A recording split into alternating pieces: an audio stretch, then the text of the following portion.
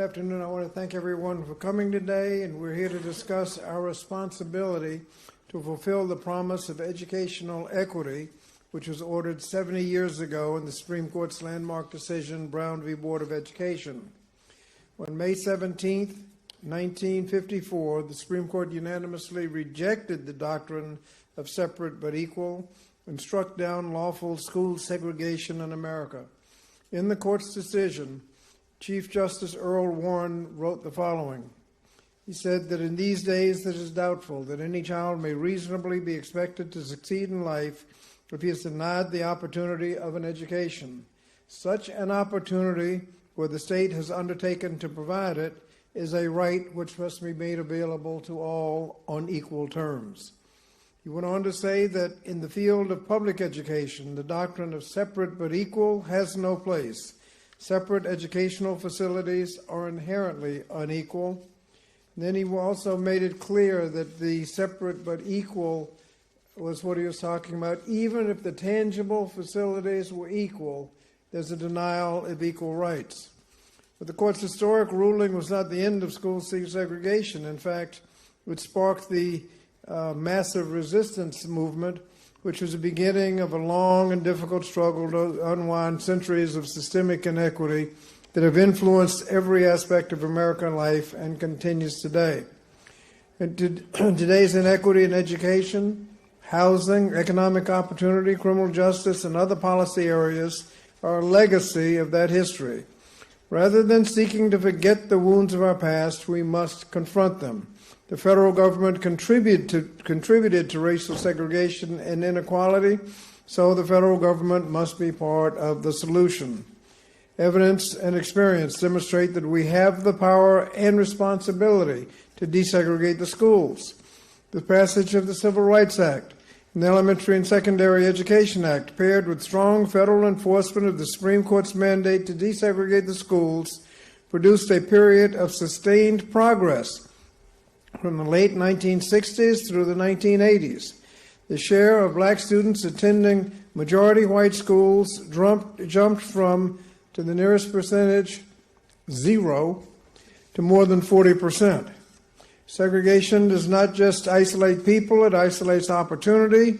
Moreover, the relationship between integration and resources is often overlooked but cannot be overstated.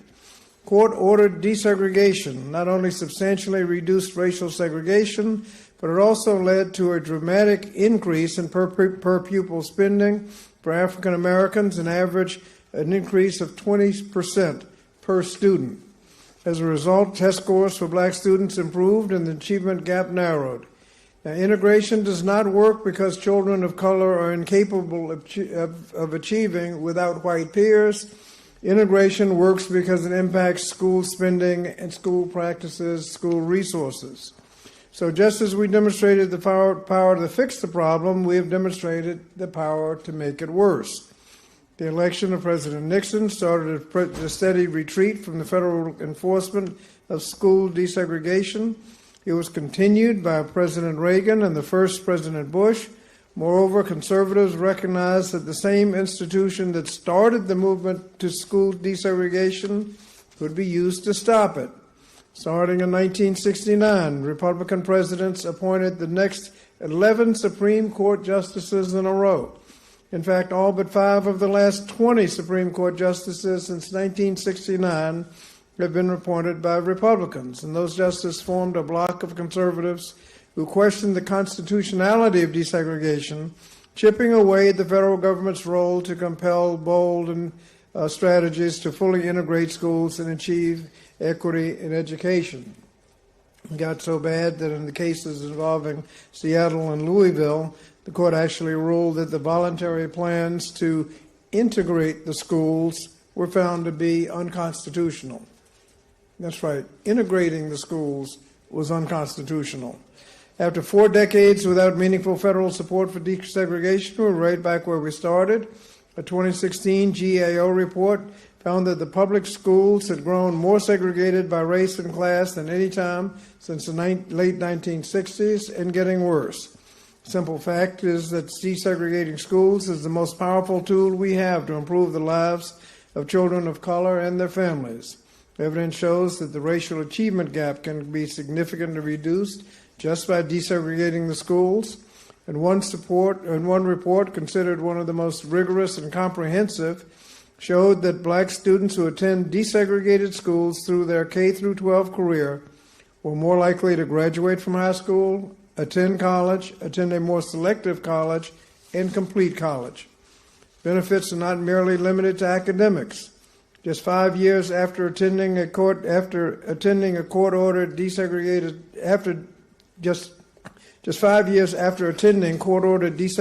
schools, significantly increased black workers' earnings and significantly reduced their likelihood of experiencing poverty.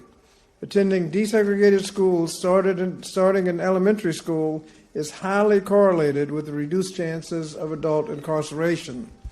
These statistics reveal both incredible value of desegregating schools and the tragic reality of what we've failed to do. Now, I've frequently said I don't like just celebrating a problem. I do like talking a little bit about solutions. And we have two bills that have been pending for some time. One, the Strength and Diversity Act, which is a grant program to give localities funding to be able to develop effective programs to desegregate their schools. In Seattle and Louisville, the court said you could do it, but they didn't do it right. With a little professional technical expertise, hiring lawyers, they can develop effective programs that will actually desegregate the schools, and those grants would be available under the Strength and Diversity Act. The Equity and Inclusion Enforcement Act, EIEA, would make Title VI cases under Title, give a private right of action under Title VI. Right now, if there's disparate impact, all you show that you can't show an individual case discrimination, but you can show a discriminatory pattern. You can't bring those cases now because of about a 20-year-old case that changed the law to deny a private right of action. If you restore the right of action, local civil rights groups and local parents can bring discriminatory claims. Don't have to wait for the Department of Education to bring those cases. It also has an assistant secretary in the Department of Education focused on Title VI enforcement, and each local agency would have to have a Title VI enforcer, just like you have a Title IX enforcer at each college. You'd have to have somebody looking at Title VI. And those would go a long way in getting us back on track. So I look forward to today's conversation about what can be done to reduce these inequities and ensure that the opportunity of an education, just as Justice Warren wrote 70 years ago, is available to all on equal terms. Before I turn it over to the panel, let me just introduce our moderator, Kim Storr. She's an opinion writer, columnist with more than 20 years' experience, on-air political analyst for the MSNBC, and frequent panelist on Meet the Press. We'll also hear from Saba Burita, attorney, co-founder of Brown's Promise, Janelle George, associate professor of law at Georgetown University, David Hinojosa, director of Educational Opportunities Project, Lawyers Committee on Civil Rights under Law, and Hamida Labi, policy counsel for the NAACP Legal Defense and Education Fund. So thank you very much, and we'll turn it over to Kim. Thank you.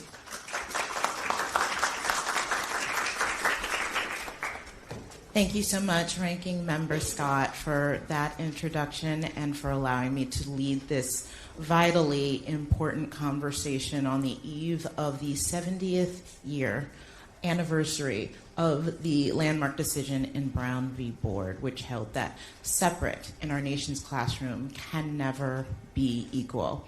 I know growing up, that seemed as fundamental as the idea of life, liberty, and the pursuit of happiness. And I grew up in a household, like many of you, where my parents, my family, prioritized education. I was very lucky not to be the first person in my family who went to college, for example, although I had a lot of friends who were.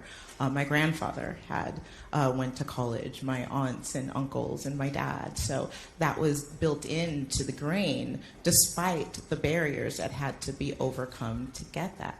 I know I was talking to the ranking member a couple months ago about the fact that I jokingly called my parents, even though I thought that equal education was something that was guaranteed to everyone, I called them the integrators because growing up in the Detroit area, my parents had a tendency to move. I think maybe every 10 years. I was the youngest of six, I had 6 children. Every so often, and when they did, they were usually the first black family on the street. And I remember when we did that when I was in high school, and almost immediately for sale signs went up on that street as the families, probably urged by their realtors, decided that our presence was threatening to them. And I didn't think about why my parents were doing that, but I learned later that they were doing that for the schools.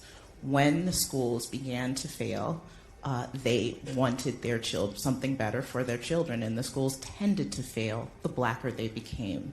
This was at a time of white flight in the Detroit area, which was very segregated, like many other communities, and that's how they chose to do it. Keep in mind, my parents were hardworking, modern, lower middle class people, but they somehow put that investment into their homes, not for their own sakes, but for their children. Even still, after Brown v. Board of Education, that was necessary. So I'm very proud to lead this discussion, and there's no better way to kick it off by watching a portion of the PBS documentary called The History of Brown v. Board of Education to set the tone for our discussion today.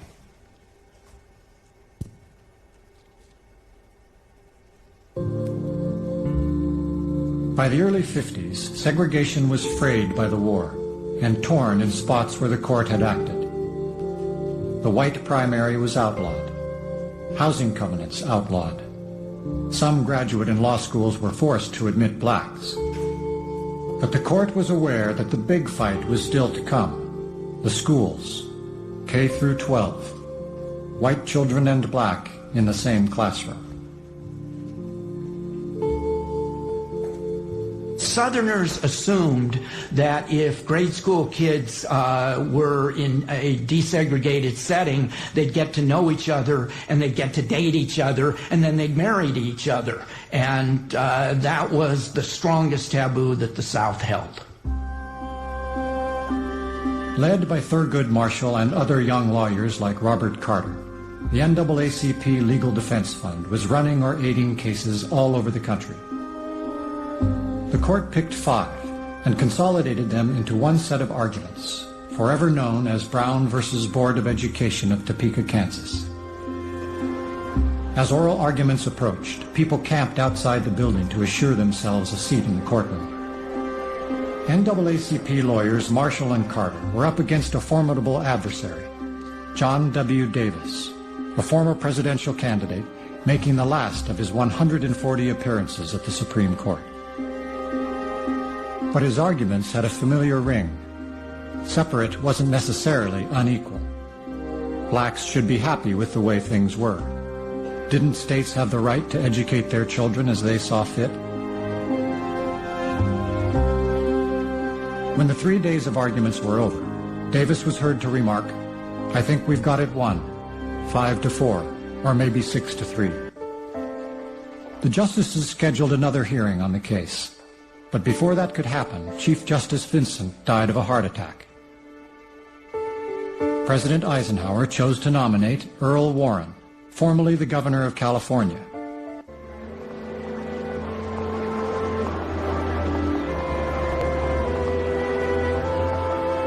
On May 17, 1954, there were signs. Some of the justices' wives showed up. Some clerks were tipped off. Then reporters rushed the courtroom. Warren starts off in a bland manner, and you can't tell for a while as he's delivering the opinion what the outcome is going to be. And then he comes to the key line and he says, and we unanimously hold that separate but equal has no place in the Constitution. And it was just electric in the courtroom when he said unanimous. We conclude that in the field of public education, the doctrine of separate but equal has no place. Separate educational facilities are inherently unequal. Therefore, we unanimously hold that the plaintiffs are deprived of the equal protection laws guaranteed by the 14th Amendment.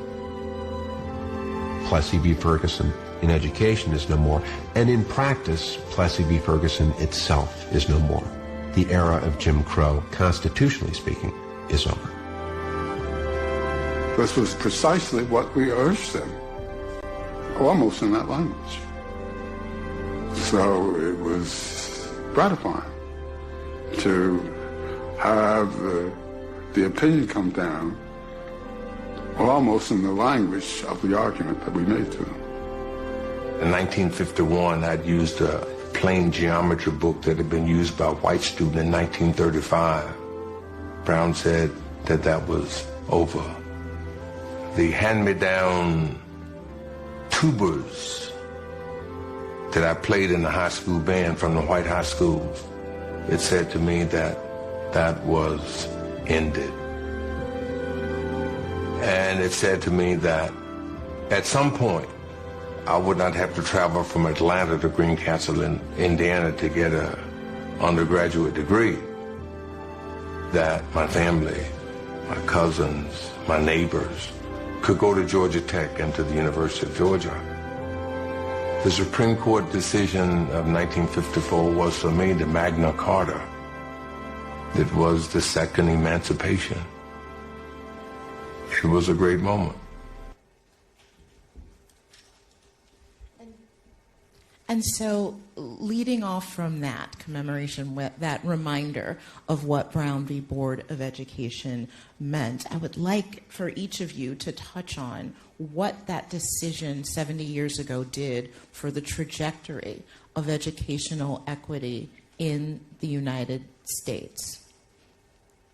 Amita, you want to kick us off? Absolutely. Thank you so much. Here we go. Perfect.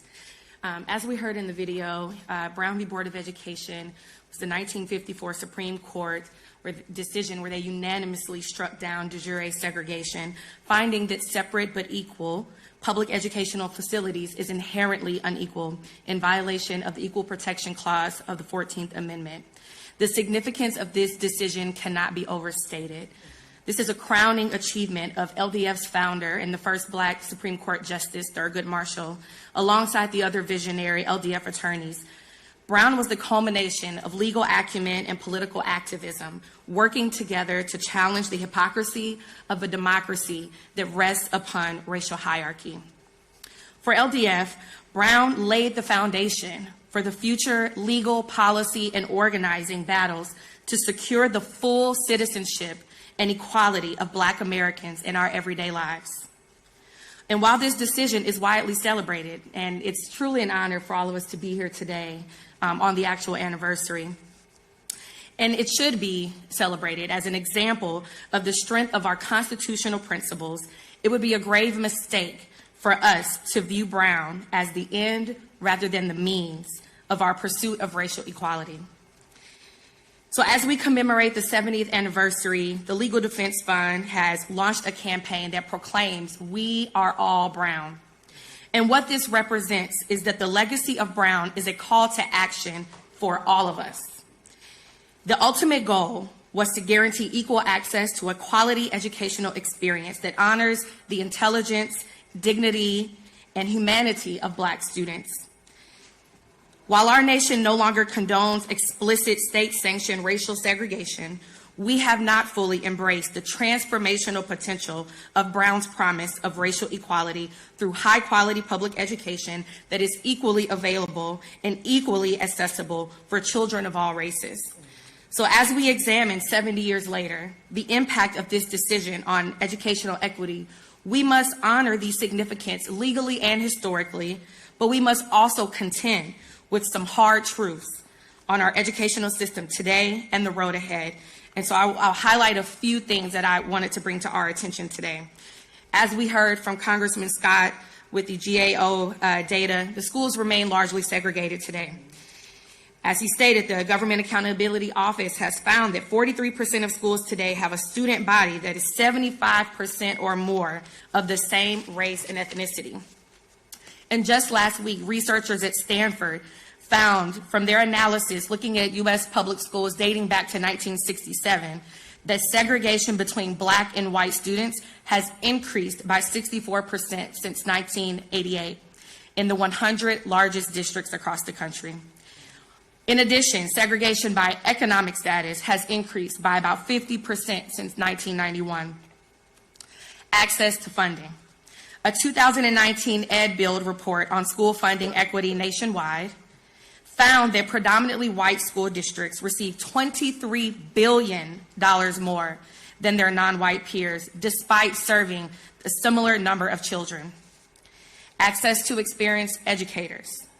Across the country, Black students are more likely to attend schools that have high percentage of novice teachers, first-year teachers, and uncertified educators. Access to coursework. There remains inequitable funding, as we have heard, and pathways for student participation in advanced coursework, which has important implications for access to post-secondary education. And Black students are less likely to have access to advanced placement courses, international baccalaureate courses, as well as dual enrollment or dual credit programs. And finally, school closures. A 2023 analysis, again at Stanford, always giving us the goods on the data, found that the majority of Black public schools in the United States are far more likely than others to be closed. And importantly, the factors commonly attributed to that decision, from declining enrollment to poor achievement, do not account for that disparity. So indeed, our lives, our everyday lives, and our educational outcomes have drastically changed since 1954.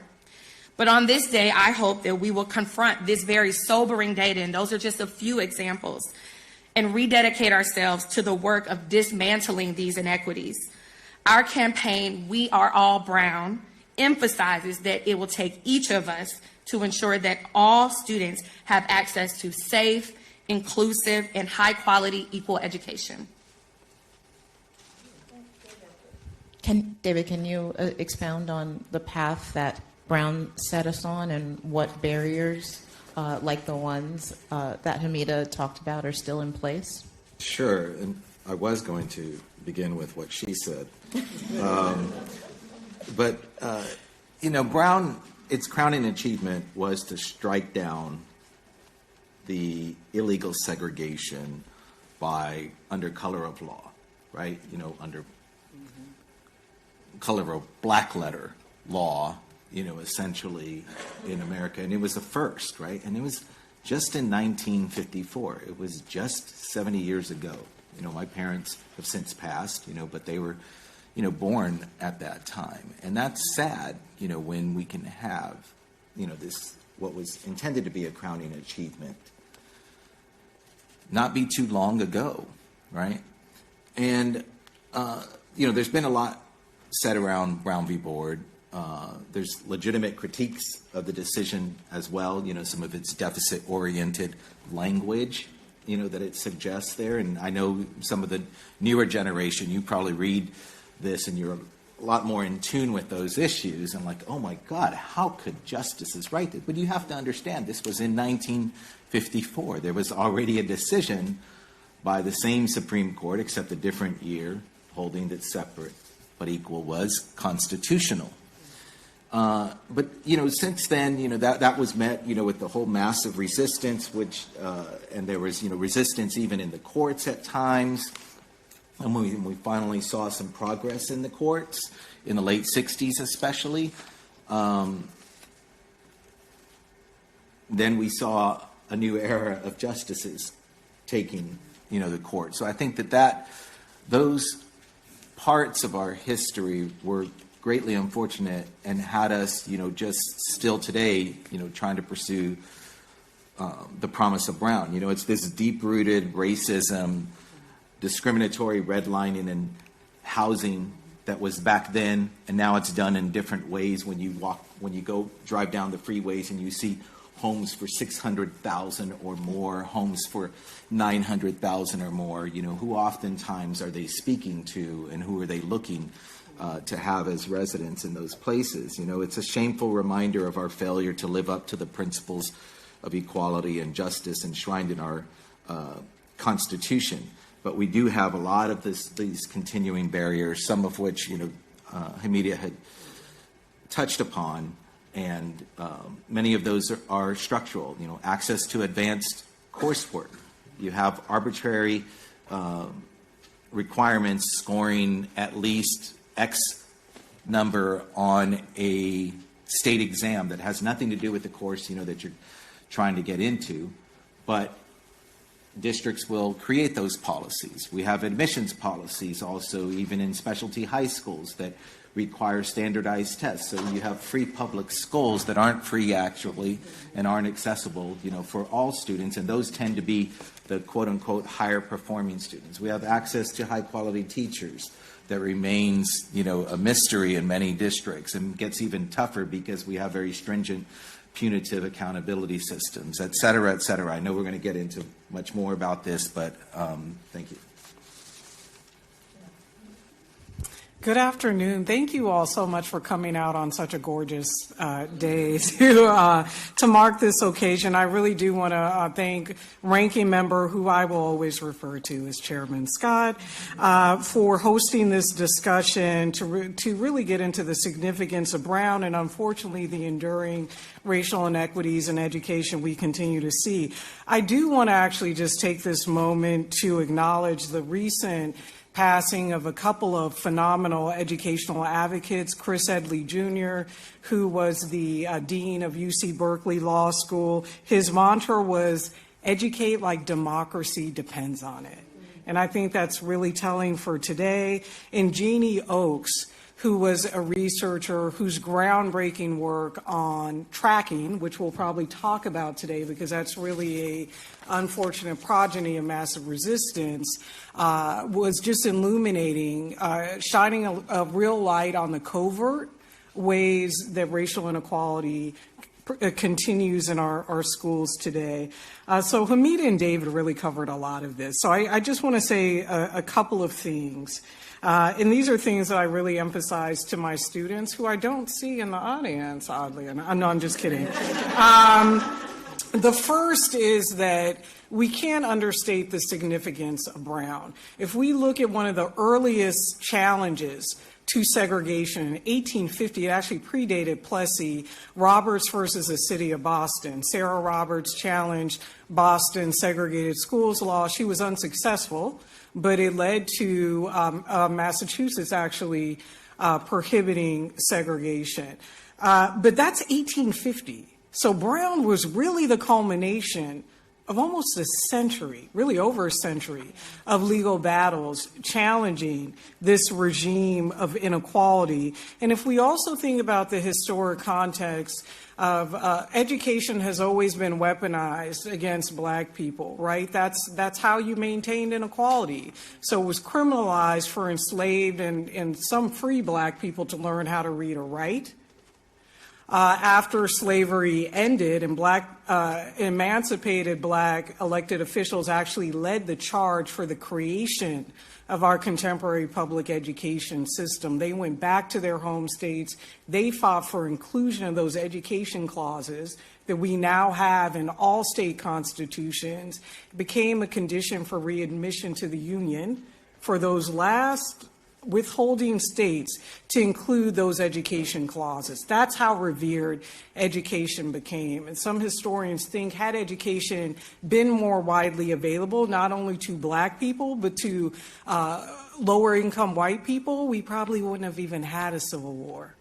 So we really have to see Brown as the culmination, again, of almost a century of legal battles. And that really, I want to add, Kimberly, to your point about your parents and their advocacy, it really defies this myth of Black people, Black Americans not caring about education. I would say few have cared more for public education or sacrifice more to access quality public education than Black parents. Last couple things I just want to say is the late Derek Bell, who was a Harvard Law professor and a desegregation attorney with the Legal Defense Fund, talked about how LDF chose the schoolhouse because they could have challenged the regime of separate but equal in any arena of public life. Restaurants, hotels, rail cars, et cetera. They challenged it in education, and particularly moving from higher ed to K through 12, because it was such a compelling demonstration of the evils of segregation, confining young Black children to under-resourced schools. So I think that that's really important. And the last thing I just want to say, just in terms of framing and contextualizing Brown, is that it was never about Black children sitting next to white children. It was about ensuring that Black children could access the equal opportunities, access quality education. And the LDF attorneys realized you had to tie the fate of Black children to white children in order to do that. So, Saba, as we move into talking about where we are now, I want you to sort of round this out by drawing on both your educational and, ranking member.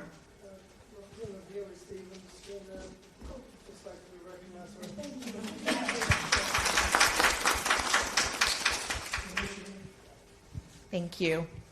So, Saba, drawing on your work in both the educational and the legal sphere, I want you to talk a little bit about how the legal landscape has evolved since Brown in terms of some of the challenges that we're talking about, from housing to the attack on affirmative action and CRT. Like, how has that landscape worked to sort of chip away at Brown, if you will? Sure, thank you. And thank you so much to Ranking Member Scott and his staff for inviting me to be here today. So after Brown, we know Brown 2 was what really got us to a place where we saw actual desegregation happening across the country. And as my colleagues have said, we cannot overstate the impact of desegregation on the lives of students of color. Graduation rates rose by 30% for Black students. Poverty rates dropped by 22%. 20% increase for Hispanic students in California following desegregation. Rucker Johnson, I'd highly encourage you to read his book, Children of the Dream, because he links, as Ranking Member Scott did, these results to access to resources. Where there was not an improvement in access to resources, you did not see these academic gains. But the result of 12 years of court-ordered desegregation on Black students, Professor Johnson found, closed the Black-white educational attainment gap. Like, these are life-changing outcomes. Yet, by 1991, we see almost 2/3 of the school districts that were under court supervision being released from that supervision. So the court orders that required them to take steps to desegregate their schools, they were let out from under that supervision. So starting in 1991, we don't have courts actually monitoring these school districts, and we know what happens, right? Rapid resegregation within districts, within district schools. We also know that we start to see a real focus on lack of focus, on the adequacy of education. We don't talk about a case enough, I think, in conjunction with Brown Rodriguez, right? 1973. We see a case where this is not a case challenging school segregation. This is a case challenging the adequacy of education provided to students in districts with less property wealth, right? A predominantly Mexican and Black school district. And then Supreme Court, just 20 years after Brown, says there's no federal right to an education and there's no constitutional violation here, even though we totally recognize that the kids in these school districts populated by low-income Mexican and Black students are not getting the same education as students in the district next door to them. So after Brown, we see this walking away of a commitment, I think, to ensuring this equal access to educational opportunity. Then I also just mentioned Milliken v. Bradley, which is a case that will celebrate its 50th anniversary this year as well. Milliken, again, only 20 years after Brown, we see the Supreme Court saying you cannot require a regional interdistrict desegregation plan for Detroit. We all know by 20 years after Brown, white flight had happened in Detroit. You had to have some sort of regional integration plan if you had any hope of having real integration in that city. And the court says, no, we're not going to force suburban school districts to participate in that, which frankly just hampers the ability of rapidly resegregating urban districts across the nation, their ability to have actual integration. Voluntary, and David can speak to this much more, even school districts that wanted to take voluntary desegregation actions and attempted to do so, we still have parents involved, which allows school districts to pursue K-12 diversity, but there's been a real chilling effect across this country. School districts are often afraid to pursue these strategies. And so I think it's just important to acknowledge that Brown really set us on a path towards allowing for educational equity, and we have walked away from that through law and policy, frankly, in many ways. So, Hamida, given where we've come from Brown and the road, a lot of the barriers that Saba pointed out, on top of what we are seeing today, which are real increasing barriers to the ability for people to access equal desegregated education in our schools, how do you advance the purpose of racial justice at a time where there seems to be so many barriers in place for it? I think that we just have to remain committed and use various strategies to continue to move the work forward. So as we know, litigation is one tool. It is not the only tool, and especially in the climate that we're in today, we are really encouraging folks to lean into strategies that incorporate policy advocacy, organizing, research, and the power of everyday people in helping to move the needle forward in addressing ways that inequality is showing up in classrooms today. So I know that we'll hear a lot more about various issues that are present in our schools today, but I'll focus on one at the moment. So as we know, that we've been since 2020 under attack as a community, following all of the work in 2020 to kind of shed light on what systemic racism means, and forcing the private sector and the public sector to take a hard look at what role institutions have played in furthering inequality in education and in other areas, especially when it comes to police violence and criminalizing protests in other areas. So one of the key issue areas that we're really focused on right now, that is actually, from what we're seeing in the research, is top of mind for voters as we enter, get closer to the 2024 election, are the attacks on critical race theory, diversity, equity, and inclusion, and the book banning. So the attacks on what is happening inside of the classroom. So I want to kind of make a connection between the resistance that we saw following Brown and the resistance that we're seeing now. So much like the period following Brown, we are seeing anti-civil rights advocates push to erect new barriers at the state and local level in an effort to halt and reverse progress. So, for example, I think, David, you kind of talked about the massive resistance in your opening comments. The Virginia Governor Thomas Stanley established the Great Commission, which issued a report in 1955 asserting that, quote, compulsory integration should be resisted by all proper means in our power, end quote, and emphasizing the importance of local school board discretion as a key strategy to oppose desegregation. This was followed by that period of massive resistance, which was a period where they passed a series of laws in 1956 to prevent the integration of public schools. So let's fast forward to 2020 again, where the Trump administration established the 1776 Commission, which issued a report in January 2021 asserting that, quote, state and local governments, not the federal government, are responsible for adopting curricula that teach children. And they, in this report, issued a call to action for lawmakers and individuals at the local level to resist efforts to name and dismantle systemic racism. And as we have all seen, that call has been answered. Since 2021, 44 states have introduced legislation to censor discussions of race or institute book bans across the country, largely targeting Black and LGBTQ stories under the guise of local control or parents' rights.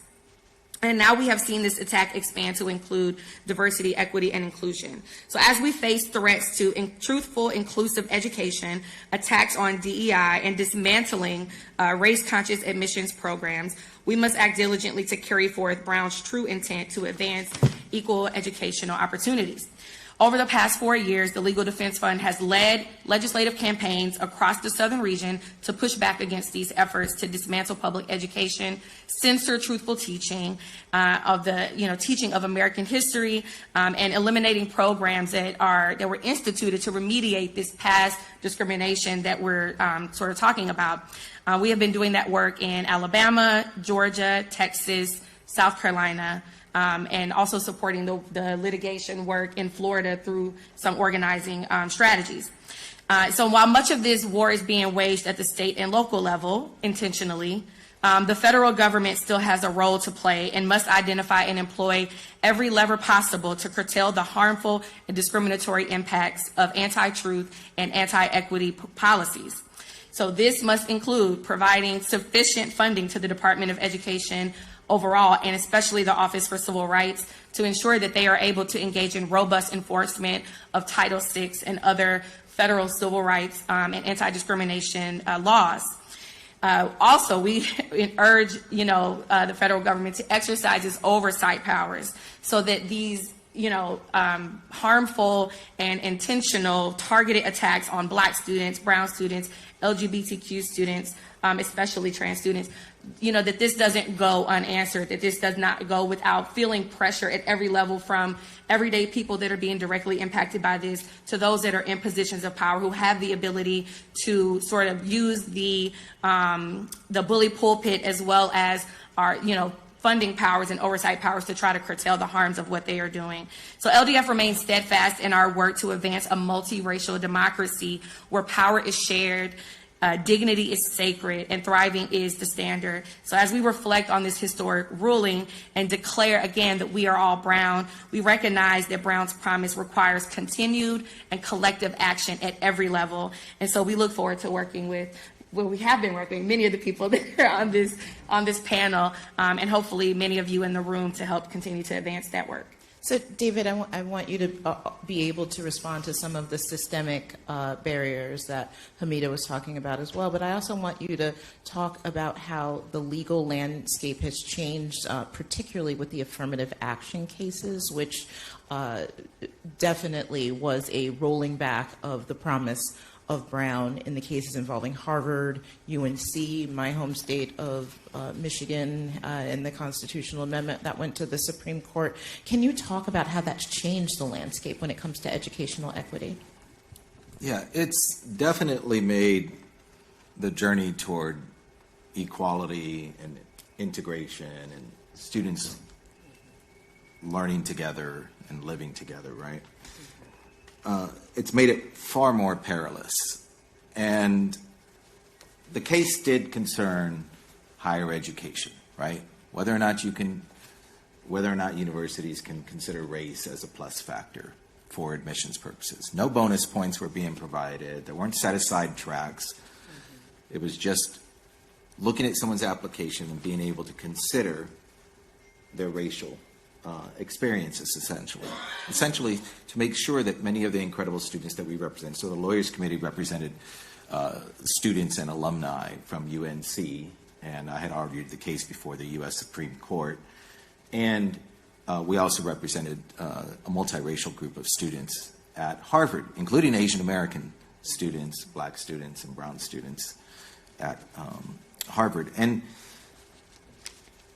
we did not think that the court would likely, a majority of the court likely would not rule in our favor, even though courts across political affiliation about, who had appointed those particular justices, Justice Kennedy and Justice O'Connor were Republican appointed justices who had upheld affirmative action programs in the past. So we thought we had a chance, not much of a chance, right? But there was a chance, to persuade the court. And we went strong arguing Brown and the principles of Brown. and the history of the Equal Protection Clause that was intended to serve both as an anti-subjugation clause and an equal opportunity clause, right? You can't have one, without the other. You can't just erase and stop the subjugation and expect equality to magically appear after enslaving other human beings solely because of their race and color, right? So when the court issued its decision, we saw the result, right? That they struck down Harvard and UNC's programs as unconstitutional, but they moved the goalposts significantly on us and on, the universities. And we wanted to look at the underlying reasons why, right? Did a quick search, Brown v. Board. I want to see what they say about Brown v. Board. And it was incredibly tragic. It's a tortious interpretation of what Brown v. Board was intending to produce in America, to build upon that educated citizenry, right? And for our Equal Protection Clause, that Chief Justice Roberts in his decision just ultimately, almost dismissed, the whole history around the Education Clause. So then we said, okay, well, this decision is just about higher education. And it's supposed to be just about their decisions, but ultimately, what kind of implications might this have? And of course, they ran they ran with this opinion like wildfire, right? This prohibits everything, every consideration of race, whether it's direct or indirect. And we responded and said, no, that's not true. It doesn't even require completely race-blind admissions. Chief Justice Roberts himself acknowledged in the opinion that, yes, students can still raise up their racial experiences as relevant in their application. If they wanted to say that it was a completely colorblind Constitution, because there's degrees of colorblindness now in our Constitution, according to this opinion, what would be, the result of that, and so we're continuing to fight in the courts on this issue at UT Austin, where we represent students.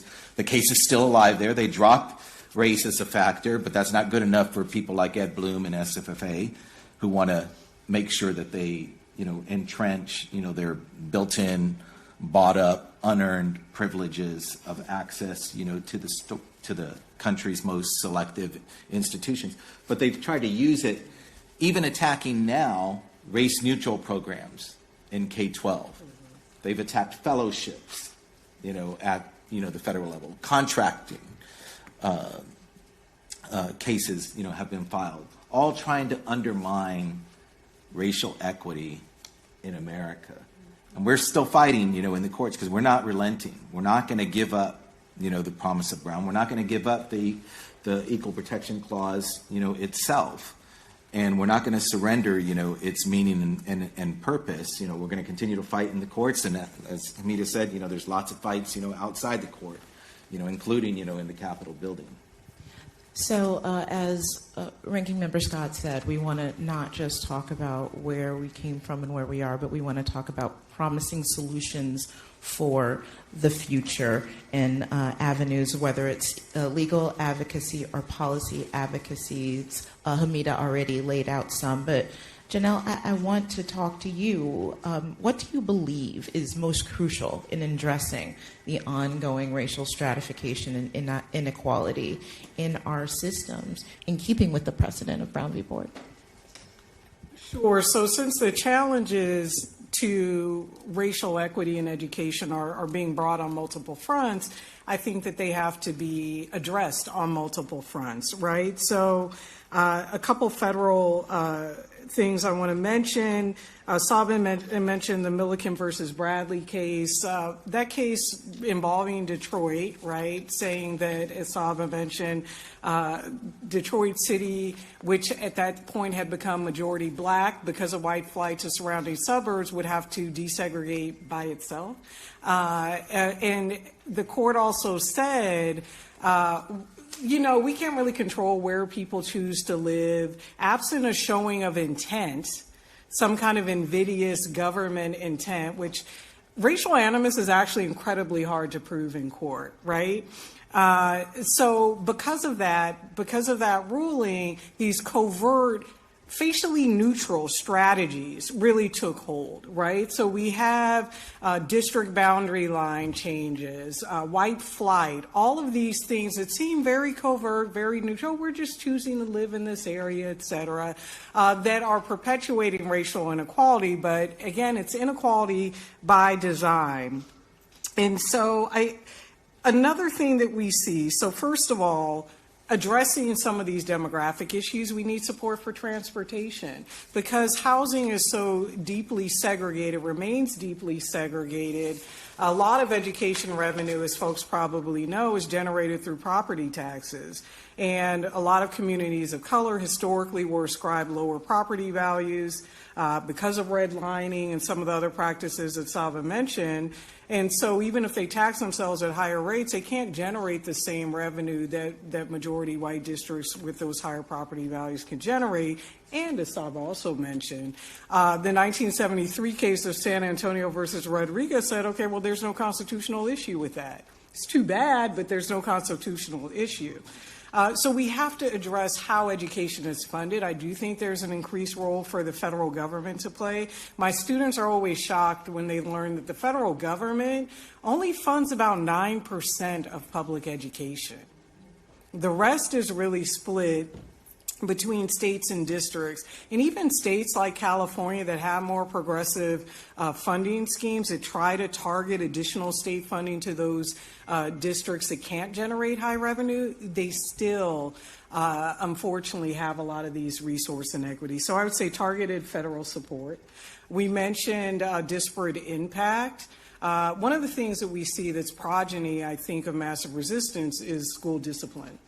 School discipline disparities, which ironically emerged at the height of integration. All of a sudden, students were being taken out of the classrooms through suspensions and expulsions. The Children's Defense Fund did a 1974 report and a 1975 report documenting this, right? But how do you address these discipline disparities? Because of the 2001 case of Alexander versus Sandoval, which said there's no private right of action for disparate impact. So you can't, as a black parent, for example, if you know your child's being targeted and pushed out for this kind of exclusionary punitive discipline, you can't just come and bring a private claim.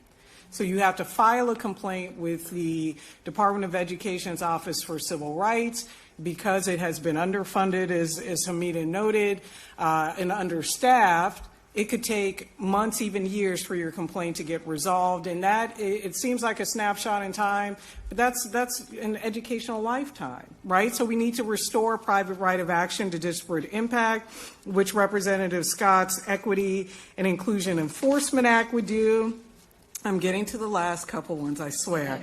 There's so much, y'all. This is what I'm saying. It has to be a multi-pronged approach to addressing, because this is the thing, they got creative. Again, segregationists, champions of segregation realize, okay, de jure, segregation under law is outlawed, but we can do these other things and just not call it discrimination, right? So again, discriminatory discipline practices, drawing district boundary lines in creative ways to maintain segregation. Another thing I really want to underscore is the loss of the black educator workforce.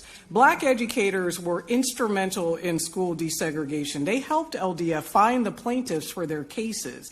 They were very active. And the way that the LDF attorneys had envisioned desegregation was supposed to be the teachers were supposed to be integrated along with the kids, right? It was supposed to be two-way. Instead, the limited way that integration, really desegregation, not true integration, was implemented, it was one-sided. A lot of black kids were burdened and bused across to white areas. Black educators were fired en masse. And it's a loss. Leslie Fenwick, who's a professor at Howard School of Education, documents this loss of the black educator workforce. She estimates in the decades following the Brown ruling, almost 100,000 black educators lost their jobs. Superintendents were demoted to be bus drivers.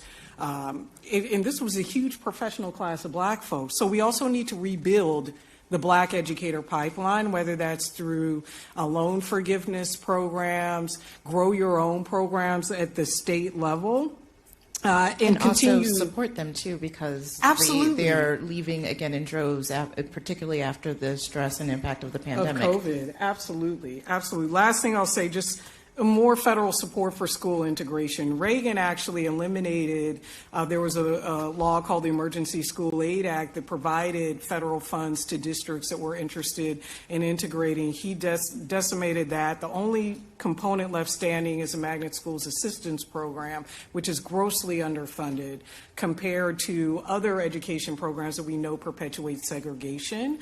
According to research like charters and vouchers, there's a lot of federal funding for that. So we need the Strength and Diversity Act to support voluntary school desegregation efforts. So we're almost at our closing time, and again, we would need hours to do this, but I want to give everybody else a chance to talk about solutions, since those are the most important. Can I plus one? Yes. Very quickly on something that Janelle said. So plus one on the need for increased federal investment in public education.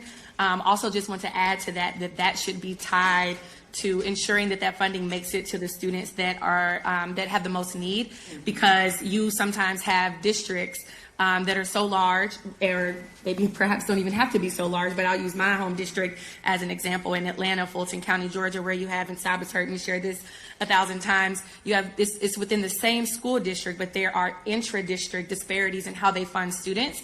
And so I bused because of the magnet school program. And at that time, transportation was available. The program ended once transportation was no longer available. But when I was a part of it, I was busing about an hour north within the same school district to a higher income community where we had access to books, high quality educators. And in fact, they were building new gyms and swimming pools. Meanwhile, my best friend was going to the school that we were zoned for in our community in the southern part of that county that is majority Black and more working class and higher poverty. And she didn't even have books. She couldn't be assigned homework because they did not have enough books for students to even take materials home. And that is within the same district. So just want to plus one that and say when that federal investment does increase, it needs to be tied to ways to ensure that makes it to students that have the most need, not just districts that have those students. I'll just also plus one on this issue of district boundaries. 2/3 of segregation is driven by between district segregation. And we pretend like school district boundaries are immovable, that we can't do anything about them, when in fact Janelle pointed out people were redrawing them for invidious purposes before, but we can do it for more positive desegregative purposes. I just also wanted to note that there is litigation using state constitutional law in state court to get at the issue of school segregation. There's 2 cases right now in Minnesota and New Jersey saying the state has a responsibility to desegregate its schools under state constitutional law. There's also a case in New York City. So I think there are people trying to be creative and think of new solutions and still use the court to get at school segregation today. All right. Well, David, go ahead. Just 2 quick points, and they are, somewhat related. But one is, I think, from the federal government, there should be strong incentives, whether it's built in through the accountability system, great rating system, for states themselves, right? We rate schools, we rate school districts, but who rates the states? And I think that they have to have accountability measures that also tie in incentives to create greater equity within school districts. So Rodriguez versus San Antonio ISD was the same school district, Edgewood ISD, that I attended. One of the poorest in the state of Texas. And me being here, me arguing in front of the Supreme Court, me being here talking to you all today, doesn't show that I'm exceptional, but that I'm an exception. And that's sad, right? I graduated in the late 80s. I'm not too old. Maybe some of you think that. But it's sad, I went to court twice in Texas through the state courts, representing Edgewood Independent School District and other property poor school districts in South Texas. And the court, kept on moving the goalposts. That doesn't mean that we stopped doing that, right? We have a case in North Carolina known as the Leandro case. It's been going on since the 1990s.